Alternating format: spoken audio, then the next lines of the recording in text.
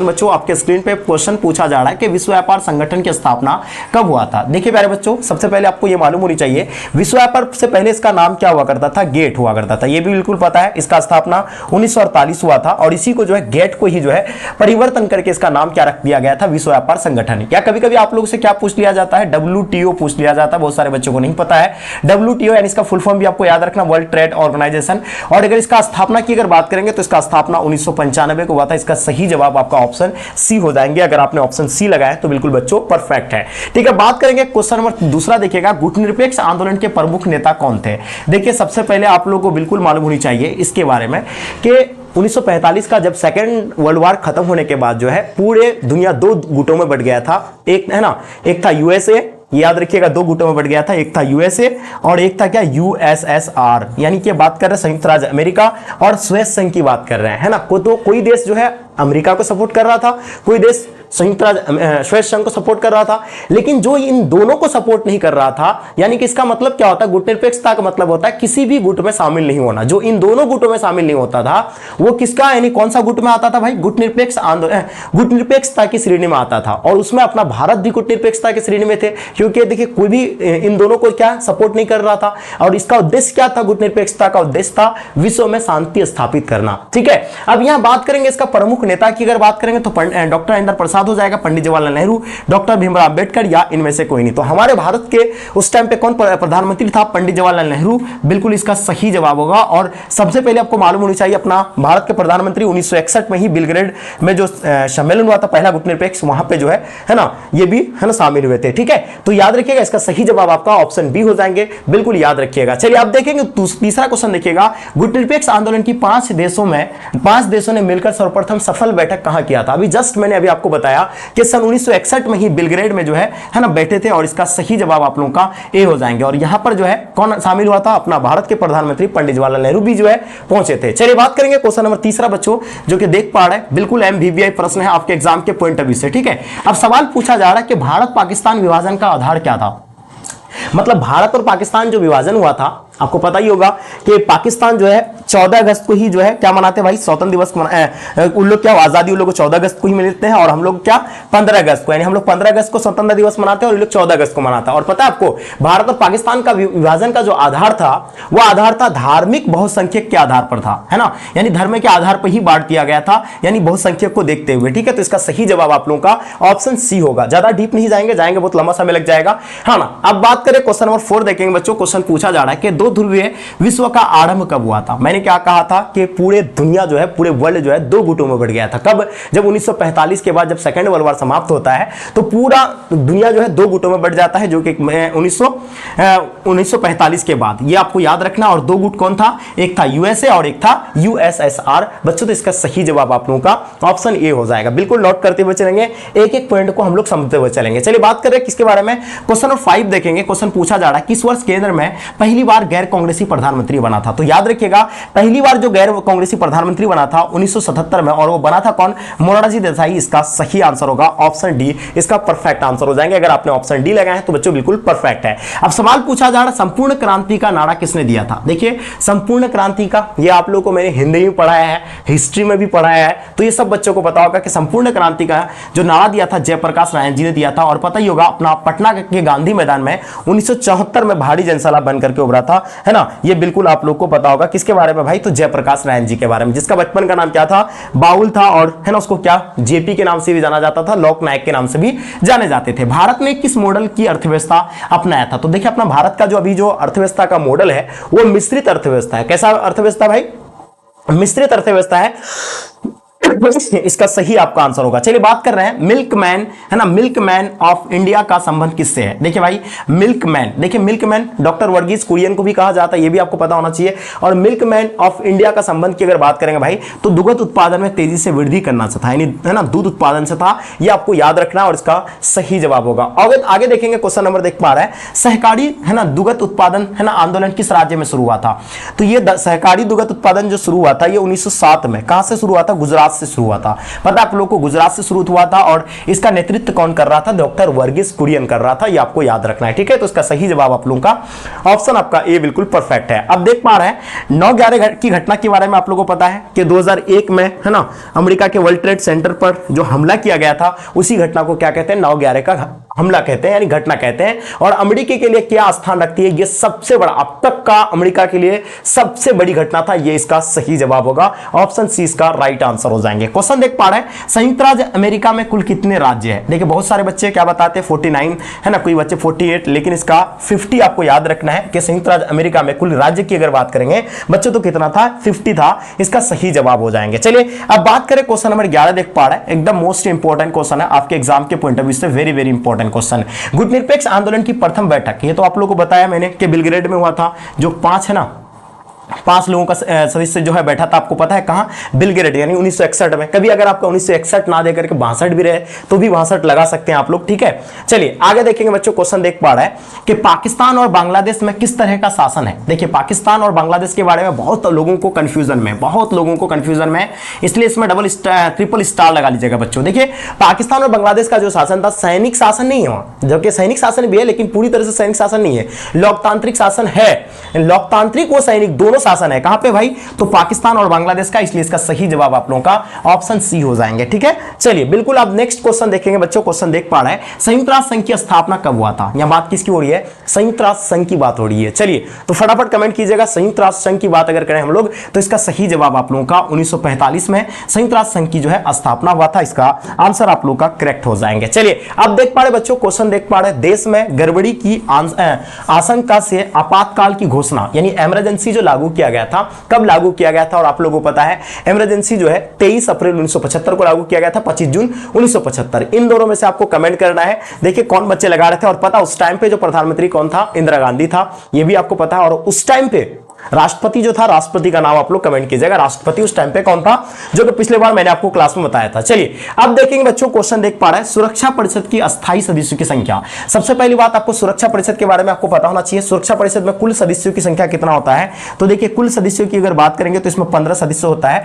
15 में से 5 जो होता है भाई वो अस्थायी सदस्य होता है ना, एकदम बिल्कुल याद रखिएगा। अस्थायी सदस्यों की संख्या कितना होता है? 5 होता है। उसके बाद अगर बात करेंगे अस्थायी सदस्यों की संख्या कितना होता है, तो 10 होता है ना, एकदम बिल्कुल भूलेंगे नहीं, क्योंकि यहां से आपको लगभग पेपर में सवाल देखने को मिलता है। अस्थायी सदस्यों की संख्या 5 और अस्थायी का 10 हो जाएगा। तो इसका यहां से क्या पूछा गया है? अस्थायी सदस्य पूछा गया, जिसको वीटो प्राप्त है, जो परमाणु बम का परीक्षण कर सकते हैं, है ना, इसी को पावर है ना, जो इसको वीटो प्राप्त होता है। किसका? जो 5 सदस्य है, ठीक है, जो अस्थायी सदस्य होते हैं जो, ठीक है। चलिए अब बात करेंगे क्वेश्चन नंबर 16 देखिएगा, विश्व मानवाधिकार दिवस कब मनाया जाता है बच्चों, जो कि बहुत ही मोस्ट इंपॉर्टेंट है, वेरी वेरी इंपॉर्टेंट क्वेश्चन है बच्चों। देख पा रहे हैं 26 जनवरी को हम लोग कौन सा दिवस मनाते हैं? तो भाई देखिए सबको पता है कि 26 जनवरी को सर गणतंत्र दिवस मनाते हैं, बिल्कुल सत्य बात है, ये गणतंत्र दिवस मनाते हैं। उसके बाद 15 अगस्त को हम लोग क्या मनाते हैं भाई? स्वतंत्रता दिवस मनाते हैं।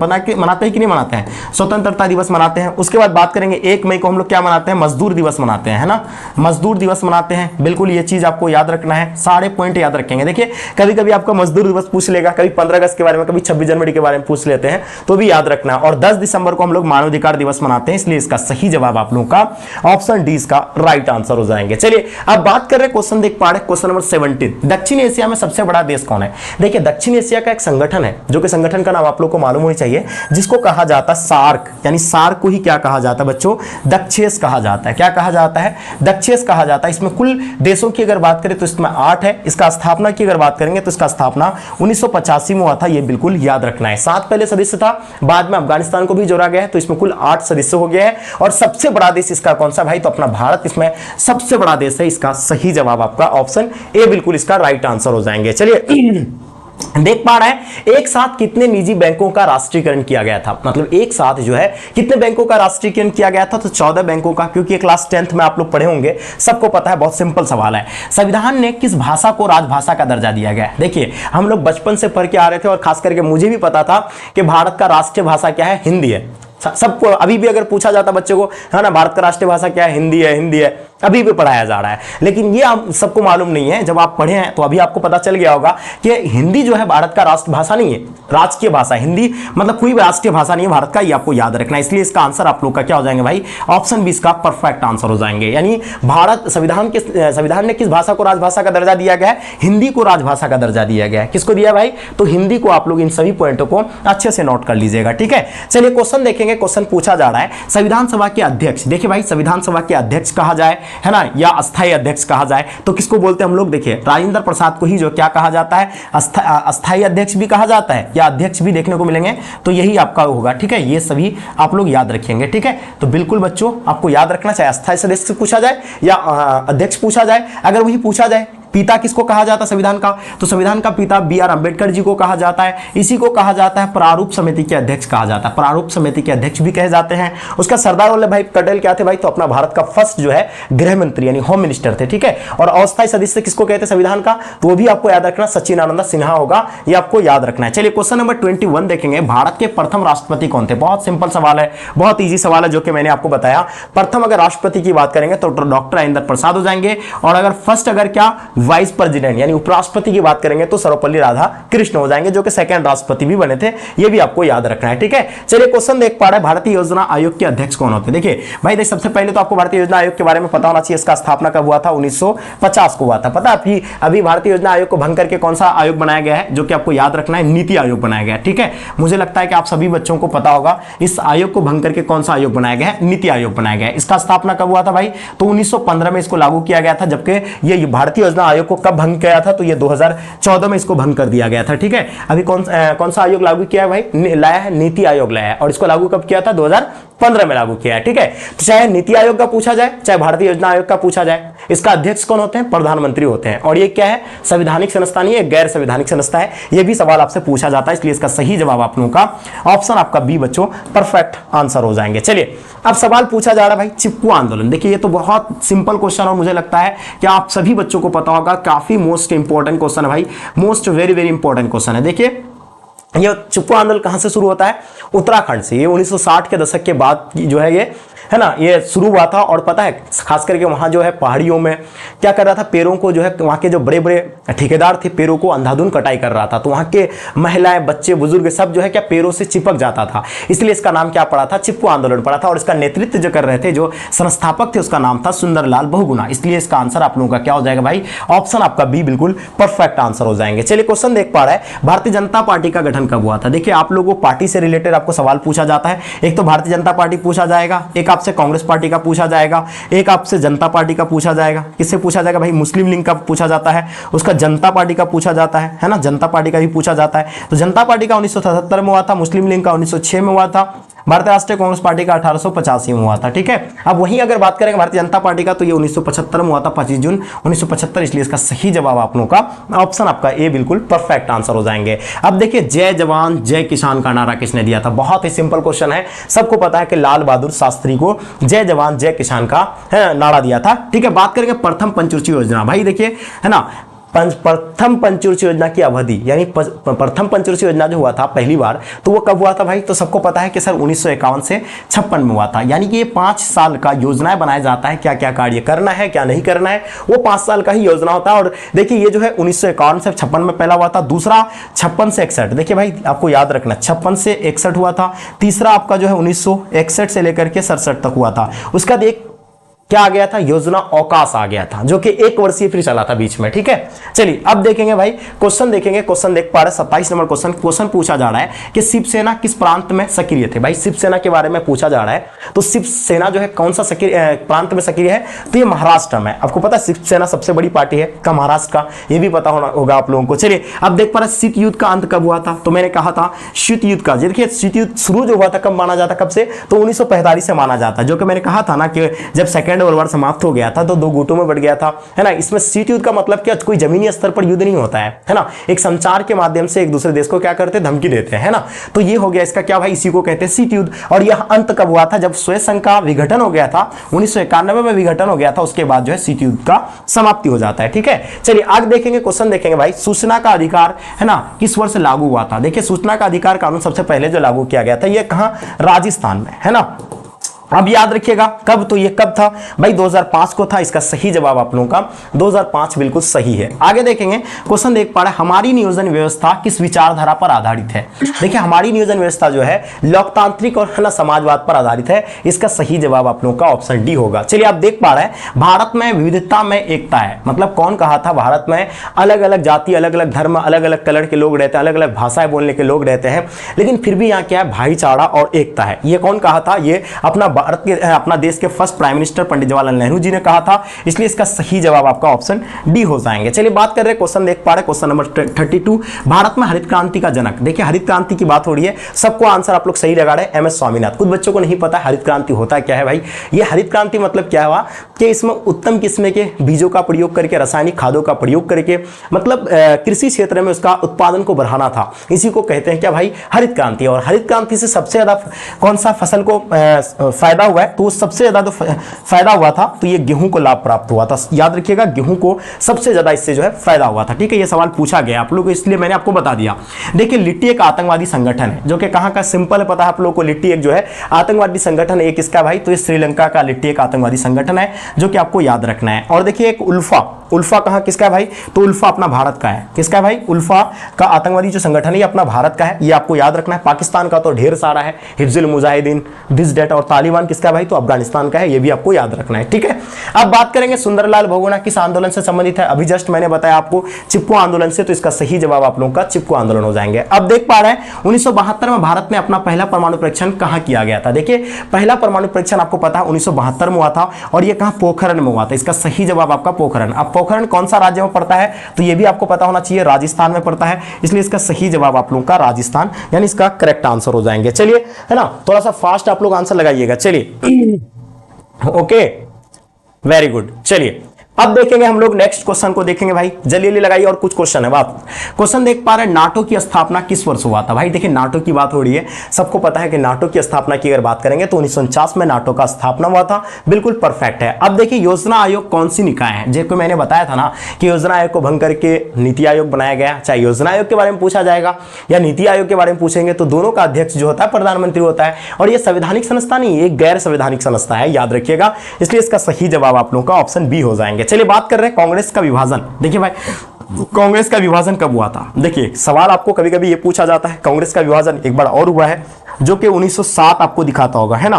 कभी ऑप्शन में अगर 1907 दिखेगा तो आपको हम बताएंगे इसके बारे में, लेकिन याद रखिएगा कांग्रेस का विभाजन 1969 में हुआ था, जो कांग्रेस सिंडिकेट ओ नाम से, है ना, ये भी आपको याद रखना है। चलिए आगे देखेंगे, क्वेश्चन देख पा रहे हैं, नीचे देशों में आसियान का सदस्य कौन नहीं है। देखिए आसियान का स्थापना के बारे में सबसे पहले आपको आसियान का स्थापना की बात पता होना चाहिए। इसका स्थापना कब हुआ था, तो 1968 में हुआ था। इसमें कितने सदस्य थे उस टाइम पे शुरू में, तो इसमें शायद 12 सदस्य थे। ठीक है, उसकी बात करें तो इसका जो सदस्य नहीं है पूछा गया है, तो श्रीलंका इसका सदस्य नहीं था, ये आपको नोट कर लेना है। चलिए बात कर रहे हैं भारतीय राष्ट्रीय कांग्रेस के संस्थापक कौन है भाई, तो भारतीय राष्ट्रीय कांग्रेस पार्टी के बारे में पूछा गया है, जो कि इसका स्थापना 1885 में हुआ था, और इसका जो संस्थापक है तो इसका नाम है एयू होम। बिल्कुल बच्चों इसको नोट कर लीजिएगा, इसका सही जवाब होगा आपका। ठीक है, सही दे रहे आंसर आप लोग, बहुत जबरदस्त, है ना।